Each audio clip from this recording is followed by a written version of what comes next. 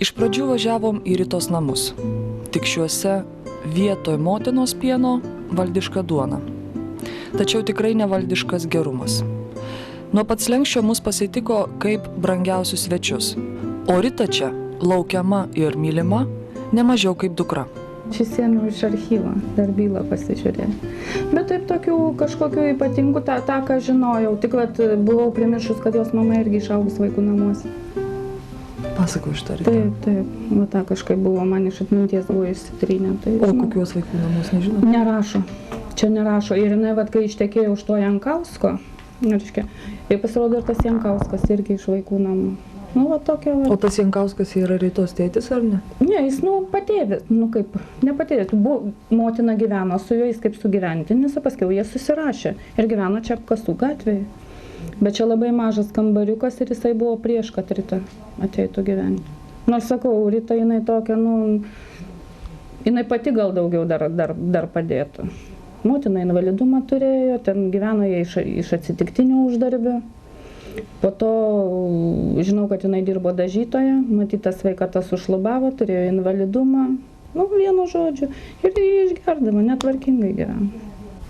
14 metų buvo teismas, dėl atėmimo teisių. Ir ieško tada mamų, tėvų. Ir jie surado ir jinai tiesiog atėjo į vaikų namus ir prisistatė. Sako, labas, aš esu tavo mama. Koks jausmas? Nebuvo labai tokio, kad džiaugčiaus ar būčiau labai laiminga, tiesiog pasižiūrėjau ją taip. Labą dieną, taip. Tu paskui su ją bendravai, kai susipažinot? Ja. Visą laiką eidavau pas ją, ne kiekvieną dieną, bet taip savaitgalis dažniausiai nueidavau pas ją, pasižiūrėti, kaip jinai gyvena, laikosi. Dažniausiai būdavo, kad užgėrus su tuo sugyventiniu. Tai ir nebuvo ten labai didelės kalbos. Bet kaip jinai kuom galėjo, jinai man tikrai padėdavo kartais. Pavyzdžiui, būna iškepa pyragą. Toks noras jai buvo parodyti, kad jinai yra motina kažkas to. Bet gali atsakyti į klausimą, kodėl tos 14 metų gyvendama per kelius žingsnius nuo tavęs jinai netėjo, nei kartą? Va šito irgi aš jos klausiau, sakau, taigi čia netoli tie vaikų namai. Jinai sako, tai va, aš ieškojau tavęs, va sužinojau, kad tave išvežė į vaikų namus, aš teiravausi, po to man kažkas jai pasakė, kad mane yra įsivaikinę ir išvežė į užsienį. Ir viskas. Jis sako, viskas daugiau nebeieškojom. Ne mūsų valia teisti, juolab mirusį žmogų. Bet kokia gi Rita? Ar vaikų namuose užaugęs vaikas gali būti jautrus ir geras? Rita, galiu pasakyti, iš tikrųjų labai geros širdies yra. Jų šeimynoj buvo atvežta mergaitė po gaisro. Žodžiu, ir plaukučiai nudegė, jai ten odos persodinimą darė ir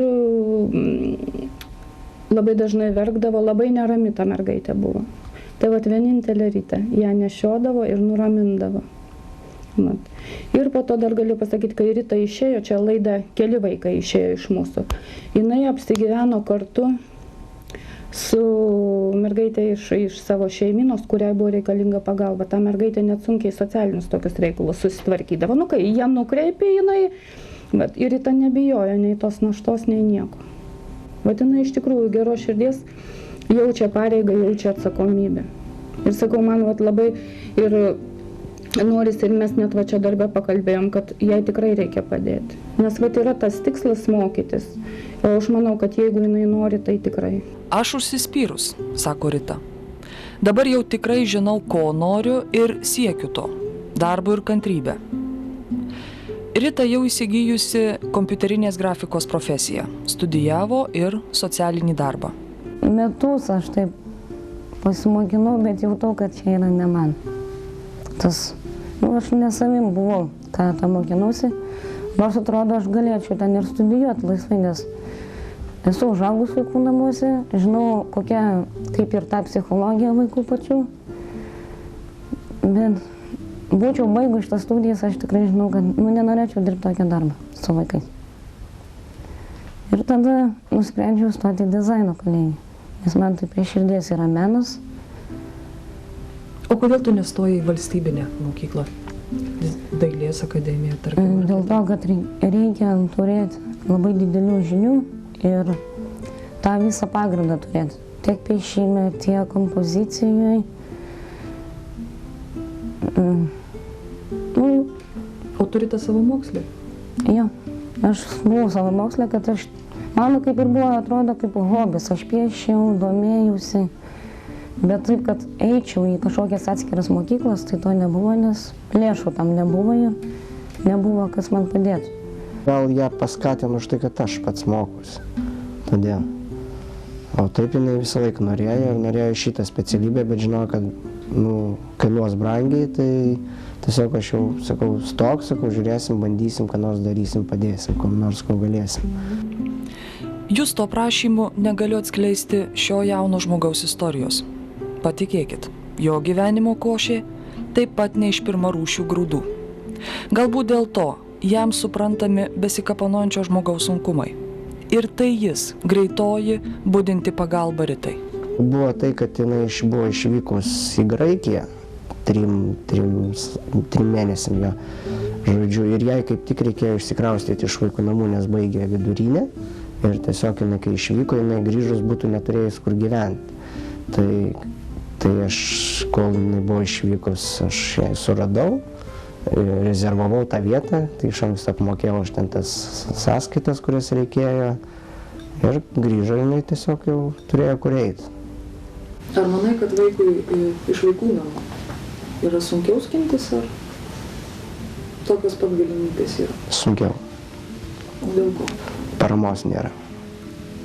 Tiesiog paramos nėra tam, kad iš tėvų turintys vaikai, tai tiesiog jie gali visą laiką, kad ir nedirbt, bet gali mokytis ir tėvai juos parems. O vaikas iš vaikų namų tiesiog išėjęs, jisai turi galvoti, ką pavalgyti, kur miegoti, turi iš kažkur pinigų gauti ir dar mokslams. Tai tas labai sunku suderinti ir tiesiog yra kur kas sudėtingiau. Aš jaučiuosi netgi savimi, vis kažko naujo atrandu savyje, kad aš tikrai kažką galiu padaryti.